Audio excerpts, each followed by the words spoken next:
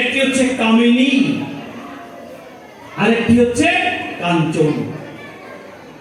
এই যে কামিনী, কামনার নেশা, কাঞ্চন মানে হচ্ছে টাকা। শ্রী ঠাকুরকে প্রশ্ন করেছিলেন, ঠাকুর, একটি মানুষ কিভাবে শান্তিতে বসবাস করতে পারে? ঠাকুর বলেছিলেন, নিজের প্রয়োজনকে না বাড়াইয়া, মান যশের আকাঙ্ক্ষা না করিয়া, সর্বদাই সেবা তৎপর থাকিয়া চরিত্রগত করিয়া লও, সুখ তোমাকে কিছুতেই ত্যাগ করিবে না। আজকে আমাদের কোনো অভাব নেই, অভাব আমাদের সুখ।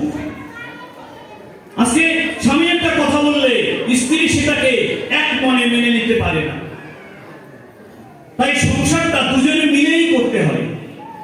অনেক সময় বউয়েরা, মায়েরা যেটা বলে সেটা স্বামীরাও শুনবে, আবার স্বামী যারা আছে তারাও কোনো কিছু করতে গেলে তাদের স্ত্রীর সঙ্গে কনসাল্ট করবে। আমরা আমাদের প্রত্যেকের বাড়িতেই শ্রীমদ্ ভগবত গীতা রয়েছে, শ্রীমদ্ ভগবত গীতা রয়েছে। ভিতরের সামনে যাব, সাহায্য ভিতরে বাইরে না তো প্রথম থেকে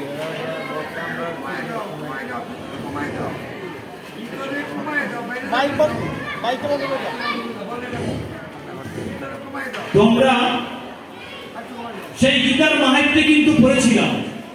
গঙ্গা, গীতা, সাবিত্রী, সীতা, সত্য, প্রদীপ্ততা, ব্রহ্মাবলী, ব্রহ্মাবিদ্যা, এই কথাগুলি আপনার দেশের শ্রীমদ্ ভগবত গীতায় আছে না নাই?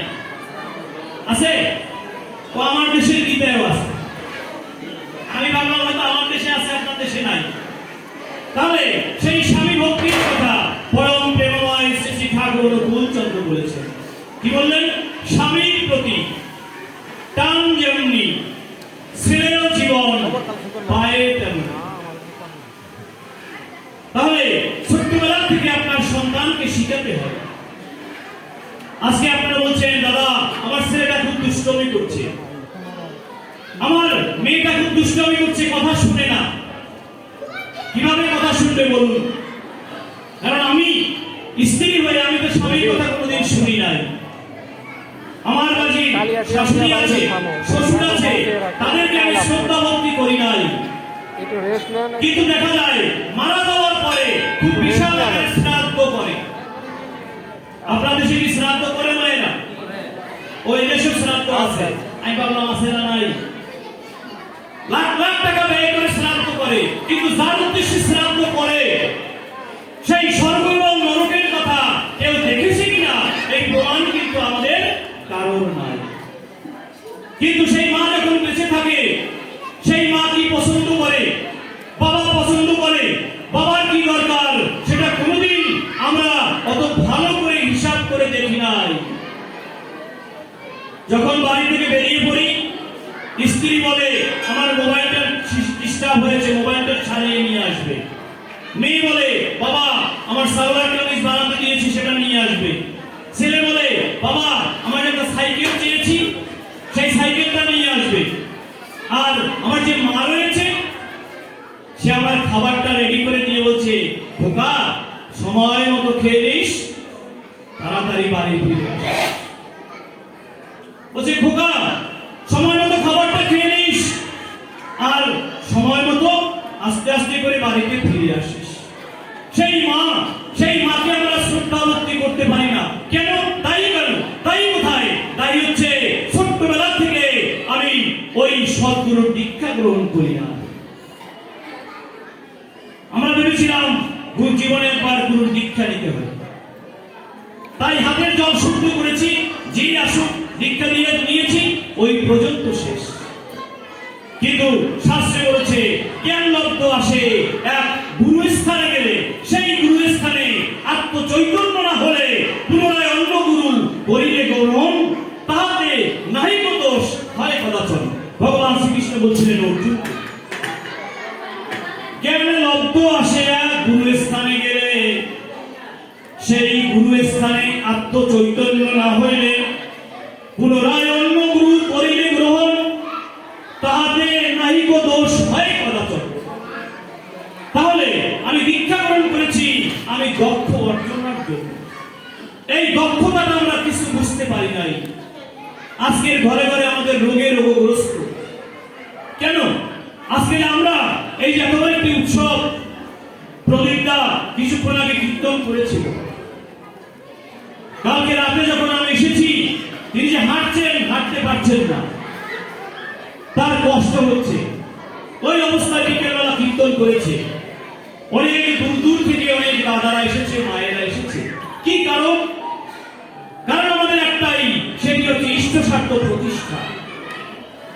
আমরা বিভিন্ন জায়গা থেকে 5 জন 10 জন দাদারা আসতেই পারি, আমার সাথে আরেকজন আর মতানৈক্য হতেই পারে, আমার সাথে আর মতের মিল নাও হতে পারে, কিন্তু স্বার্থ আমাদের একটাই, সেটি হচ্ছে বিশ্বপিতার স্বার্থ।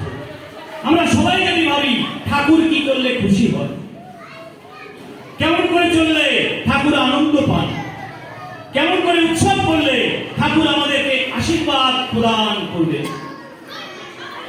তাই উৎসব আসলে সবাইকে নিয়ে বসতে হয়, সবাইকে নিয়ে মিট করতে হয়। কেউ ভালো গাইতে জানে, তাকে গান গাওয়াতে হয়।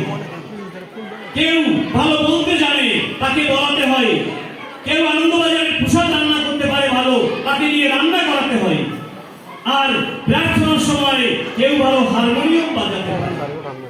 আমি ভাবছি আমি তো প্রার্থনা বাজাই, কিন্তু আমার প্রার্থনা বাজানে কোথায় ত্রুটি হয় তা কি আমি জানি? তাই পাশ থেকে কোনো দাদারা থাকলে বলতে হবে, দাদা আপনারা আসছেন, আপনারা একটু প্রার্থনা করুন, আমরা একটু দেখি। যখনই আমার ঠাকুর গো, তখনই ভগবান বলছেন আমি চলে যাব তোমার কাছ থেকে, আইবো, আমি চলে যাব। তাহলে সৎসঙ্গ এমন একটি প্ল্যাটফর্ম, আজকের সারা বিশ্বে, আজকের বিশ্বের 112টি দেশে পরম প্রেমময় শ্রী ঠাকুরের এই বাণী প্রচার হচ্ছে। কি পেয়েছে মানুষ? মানুষ পেয়েছে বাঁচার পথ, মানুষ পেয়েছে বাড়ার পথ, মানুষ পেয়েছে উন্নতির পথ। ঠাকুর বললেন ছেলের নেশা মায়ের উপর, মেয়ের নেশা বাপে, এমন তর ছেলে মেয়ে নষ্ট হয় না কোনো চাপে। তাহলে এই ছোট্ট ছোট্ট কথাগুলি বলেছেন, অনেক বড় বড় শ্লোক আমি যদি বলা শুরু করি 100 লাইন বলবো, আপনারা হাততালি দেবেন, বলবেন খুব ভালো আলোচনা, কিন্তু সেই শ্লোকগুলি আপনার জীবনে কোনোদিন লাভ নেই। কারণ all forms of religion are like the skeletons upon some mighty animals preserved in museums. They should be regarded with due honor. They cannot satisfy the true cravings of a man for a bunch of luscious mangoes.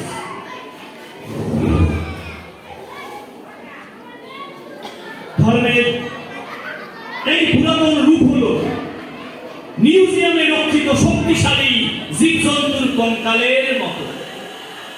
যারা জাতীয় জাদুঘরে গিয়েছেন, অনেক কঙ্কাল রয়েছে সেখানে। জাদুঘরে গেলে অনেক কিছু দেখা যায়। এই কঙ্কালগুলি পরমাত্মা লাভের ব্যাপারে কোনো আত্মার তৃপ্তি সাধন করতে পারে না। যেমন